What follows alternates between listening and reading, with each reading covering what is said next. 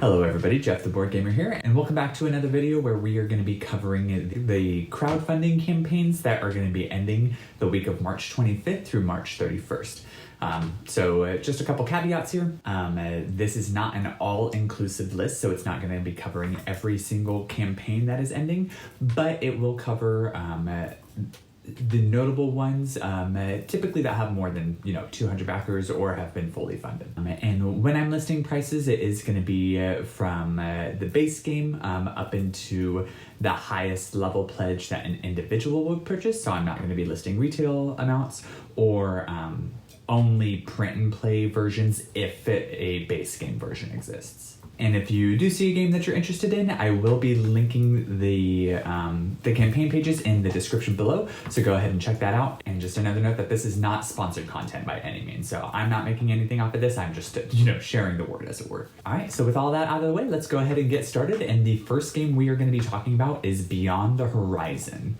This is going to be found on Kickstarter. It is published by Carrot Pen, which have done games called Town Constructor and Welcome to Catsville. And this is a science fiction-based roll and write game for 1 to 4 players, where you're playing as leaders and you're going on a mission to a planet to collect resource samples such as flora and fauna and remnants of alien civilizations. The game is said to include elements of area control, worker placement, and building out technology trees. And do note that this campaign is only for print and play materials. And the campaign is going to be ending on March 25th, and the prices range from about $4 to $21, and that's US dollars. Alrighty, so the next game on the list is going to be Meeple Inc. This is a campaign on Gamefound, and it is being published by Cogito Ergo Meeple, who have done other games such as Solar 175 and Philosophia Floating World. And in this game, 1 to 6 players are basically competing as board game publishers, and they are trying to make the best board games to score the most points possible. And it's basically a fast-paced worker placement game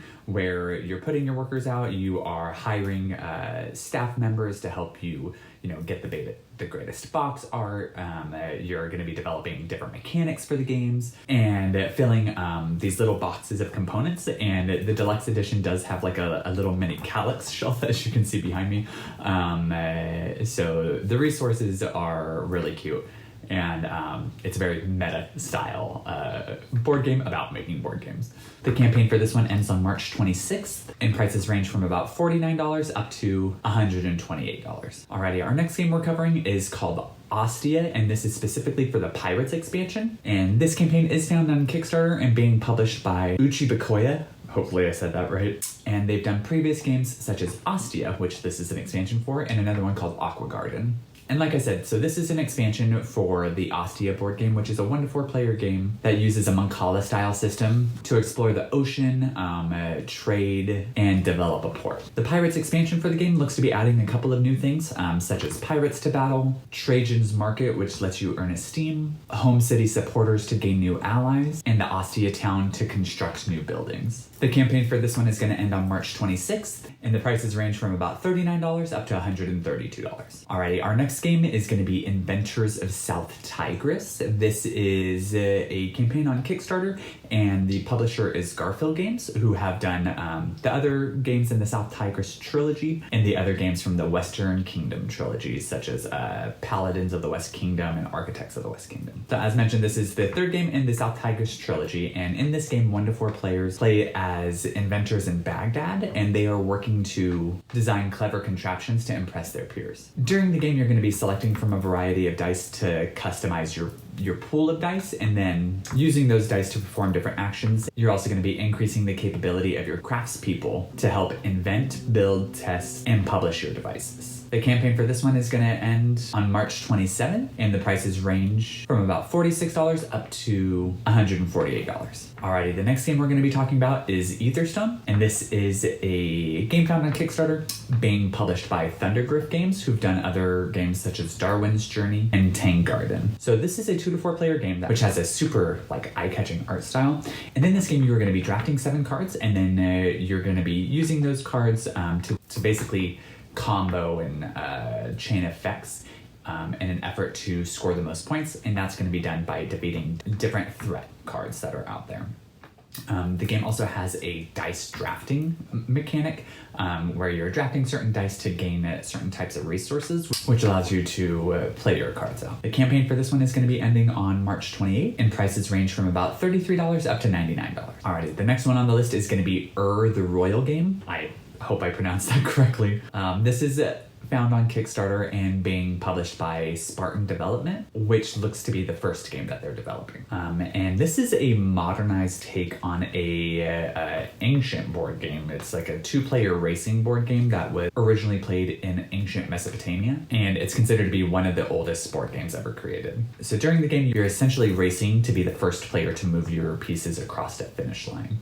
The game they're publishing does include 2 sets of rules, one which is supposed to be like the original rules for the game, and then a second set of rules to play a reimagined version of the game which incorporates some more modern gaming elements. The campaign for this one is going to end on March 28th, and the prices range from about $30 to $69. Next up, we're going to be talking about a board game called I.D.E.A, which stands for Improbable Dungeons Eccentric Adventurers. This campaign is on Kickstarter and being published by Industry Creative Studio, and this looks to be their first game. So in this game, it is a 1 to 4 player game that is a cooperative, what they're calling like a cooperative dungeon crawl, though it takes place in corridors. And it has a very comedy parody, like a comedic parody style artwork and vibe, as it were, to the game that is supposed to be like a parody of other dungeon explorers. But in the game, you're going to be using dice selection to determine the actions that you're taking, and basically you're going to be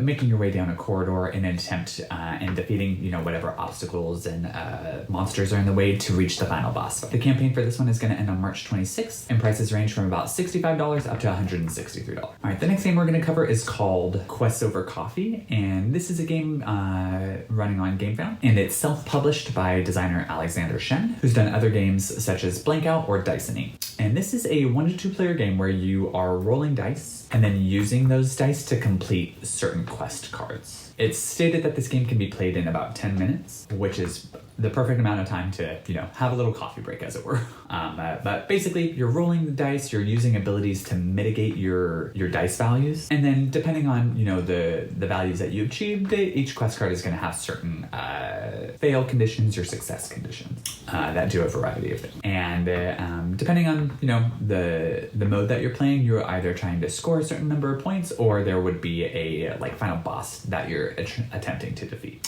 The campaign for this one ends on March 28th, and the price for this one is $24. The next game on our list is Flashpoint Legacy of Flame, and this one is running on Kickstarter and being published by Indie Boards and Cards. They've also published Aeon's End and The Resistance Avalon. So this is a game for 1 to 6 players that is a legacy narrative campaign style game, and you're going to be playing as a team of firefighters and basically unlocking new character upgrades and abilities throughout the course of the campaign. And it is mentioned that decisions that players are making do have lasting impacts throughout the campaign, which creates a unique gameplay. And if you're not familiar with Flashpoint, basically the base game has players controlling firefighters and you know, kind of rescuing civilians and putting out fires in a house until either 4 civilians are lost or the building collapses. If one of those conditions is met, you then lose the game. And it is worth noting that while you play throughout the campaign, it will unlock some additional mechanics and gaming elements. The campaign for this one is going to be ending on March 29th, and prices range from about $59 up to $209. Next up on the list, we are going to be covering Nexus Unsanctioned. This one is found on Kickstarter and published by Diverse Publishing, who came up with the Nexus Arena combat system, which this is an expansion for. The original game is said to be an immersive sandbox game where players are controlling genetically modified fighters in a dice-chucking fight to the death, essentially.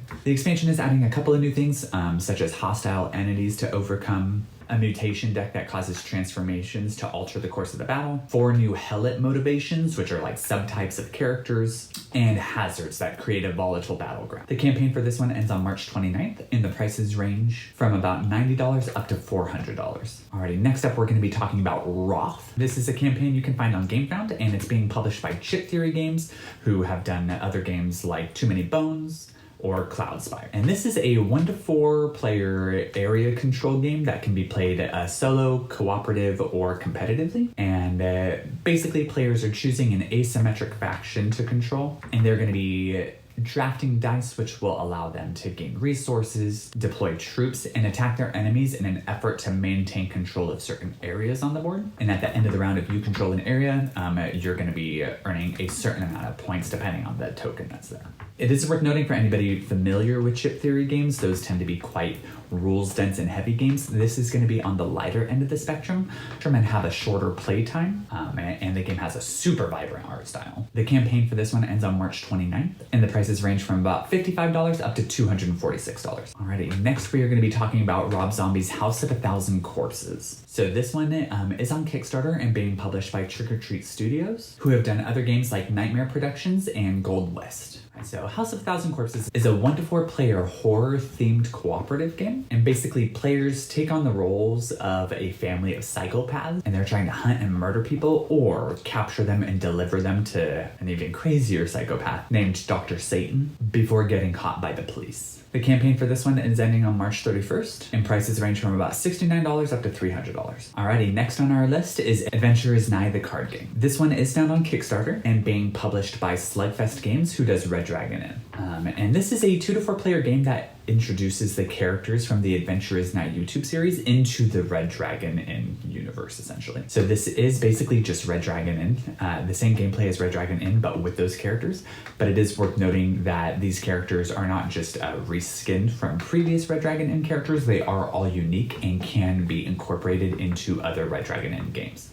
And if you're not familiar with the Red Dragon Inn, basically it's a game where each player is playing as a certain character, and they have their own deck of cards, and you are working to outlast your opponents in basically a night at the tavern where you're going to be drinking a ton, gambling, and just general debauchery.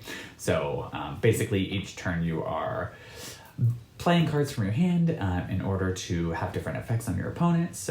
You might start a round of gambling, and then you are drinking any cards in your drink pile, and you're basically trying to be the last one standing, so you either want everybody else to pass out from drinking too much or to be kicked out for running out of money. The campaign for this one is going to be ending on March 30th, and prices range from about $40 up to $110. Alrighty, and the last game we're going to be covering today is Algae Inc.